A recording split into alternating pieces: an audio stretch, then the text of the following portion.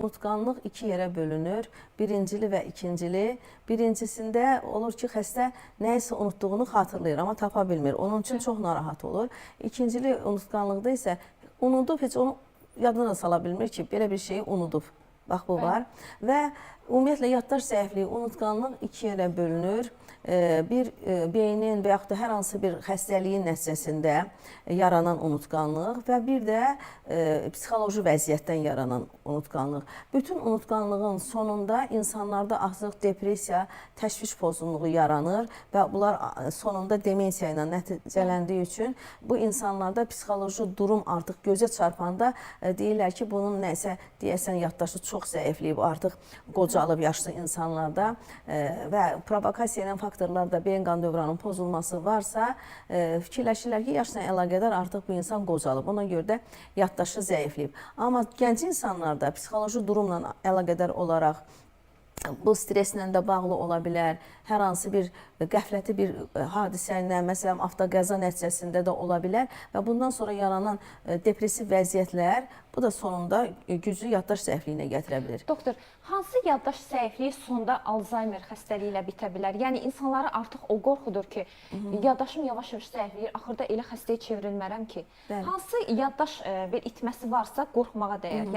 Mən bayaq dedim ki, iki yerə bölünür, psixoloji durumdan asılı olaraq və bir də müxtəlif üzvü xəstəliklərdən, əsasda beynin üzvü xəstəliklərindən bura aiddir. Beyin qan dövranının pozulması, tədricən artan xronik şəkildə beyin qan dövranının pozulması və yaxud da insultlar, kəllə beyin travmaları, başda beyində əmələ gələn şişlər və bunlar tədricən beyin qan dövranını pozur. Ən çox Alzheimerə səbəb olan isə beynin tədricən, yəni dissirkulyator ensefalopatiya adlanırdı keçmiş nozologiya ilə. Yəni beynin tədricən qan dövranının pozulmasıdır ki, burada da insanlar tədricən baş ağrısı, baş gicəllənməsi, qulaqda, başda uğultu, yaddaş zəifliyi ilə yanaşı yuxu pozğunluğu, əsəbilik, insanlarla söhbət eləməkdən çəkinmək, ətrafa marağın azalması və tədricən yaddaş pozğunluğu artır və günlərin birində artıq görürlər ki, bu yaddaş pozğunluğu hədsiz dərəcədə gözə çarpır və belə xəstələri MRT eləyən zaman mədəciklərdə genişlənmə və beynin qabıq nahiyəsinin atrofiyası, böyük bir sahədə atrofiyası başlayır və bu atrofiyada tədricən, yəni quruması deyirlər, beynin quruması, bu tədricən digər beynin yarım kürələrlə də gedərək həmin demək demensiya ən çox Alzheimer xəstəliyində yaranır 60-70% hallarda.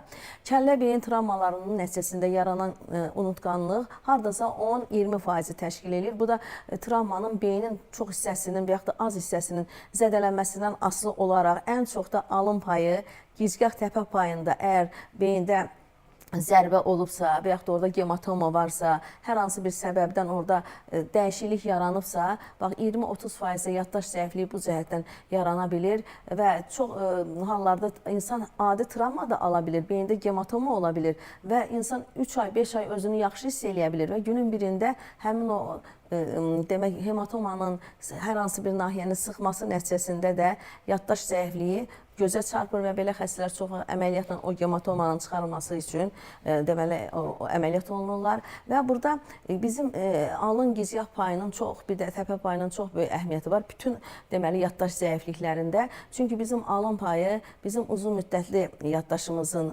deməli hissəsidir, onu cavabdehdir. Bizdə həm uzun müddətli yaddaş var, həm qısa müddətli. Uzun müddətli yaddaş insanın uşaqlıqdan əldə etdiyi və möhkəmlənən bir yaddaşıdır.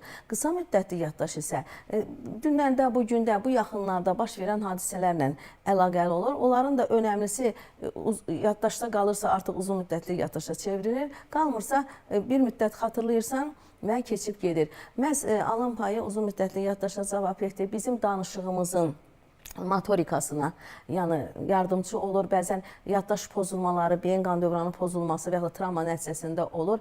Xəstəyə deyirsən, qələmi göstərirsən, məsələn bu nədir? O bilir qələmdir. Amma motorika pozulduğu üçün yaddaşın pozulmalarının bir növüdür. Məsələn, afaziya deyirlər bunlara. Motor afaziyada bilir qələmdir, amma qələmi deyə bilmir. Amma əksinə gicgah payında olan zədələnmə nəticəsində sensor afaziya olur. Bu zaman insan başa düşmür o nədir. Ona görə də müxtəlif sözlər danışır, müxtəlif sözlər deyir, amma dəqiq deyə bilmir o qələmdir. Doktor. Bir var mexaniki əzbərləyib deyirsən, bir də var ki, onun mənasını başa düşərək deyirsən. Əgər mənasını başa düşərəksən şeiri öyrənirsənsə və burada intonasiyanın da çox böyük rolu var, o şeir sənin yadında uzun illər qala bilir. Amma mexaniki öyrənirsənsə, bir gündən sonra artıq o şeiri tam deyə bilmir. Üçüncü gün tamam artıq unudur. İnteqrativ tip bilirsiniz ki, beyni xəstədirsə, yaddaş zəifliyi varsa, sırf onunla məşğul olmur. İnteqrativ tipdə bu səbəbi yaradan səbəblər araşdırılır. Patogenetik yanaşma deyirlər buna. Əgər bu unutqanlıq, yaddaş zəifliyi travmadan yaranıbsa və yaxud da beyin qan dövranının pozulmasından yaranırsa, mütləq birinci müayinədən keçirilir xəstə. Reoensefaloqrammadır, ensefaloqrammadır, baş beynin MRT, kompüter tomografiyasıdır. Bunlar olunur. Xolesterinin qanda səviyyəsi, şəkərin qanda səviyyəsi, bunlar yoxlanılır. Qanın koaguloqramması, qatılıq nə səviyyədədir? Bunlar araşdırılandan sonra və oradakı toksiki təsirlər varsa, müəyyən infuziyalar təşkil olunur. Xəstələr o infuziyalardan keçirir. Azon terapiyadan, oksigen terapiyadan keçirir və müvafiq müalicələr aparılır. Çox insanlarda boyunda gərginlik də olur. Boyundan beyinə qanın axınında da çətinlik olduğu üçün həmin o hissələrə homeosinyatriya metodu ilə müvafiq preparatlar meridian nöqtələrinə yeridilir. Bəzən ürəyin özünün fəaliyyətinin zəifliyi, ürək çaşmamazlığı və yaxud da ürək ritminin pozulması da buna yardımcı olursa, mütləq onda kardioloqla və yaxud da artıq çəki nəticəsində, piylənmə fonunda, hormonal dəyişiklik nəticəsində, çox vaxtda qalxanvari vəznin disfunksiyasında yaddaş zəifliyi meydana çıxır. Çünki bunlarda da apatiya, yorğunluq, iştahasızlıq yaranırsa, belə halda da mütləq endokrinoloqun konsultasiyası tələb olunur. Bax,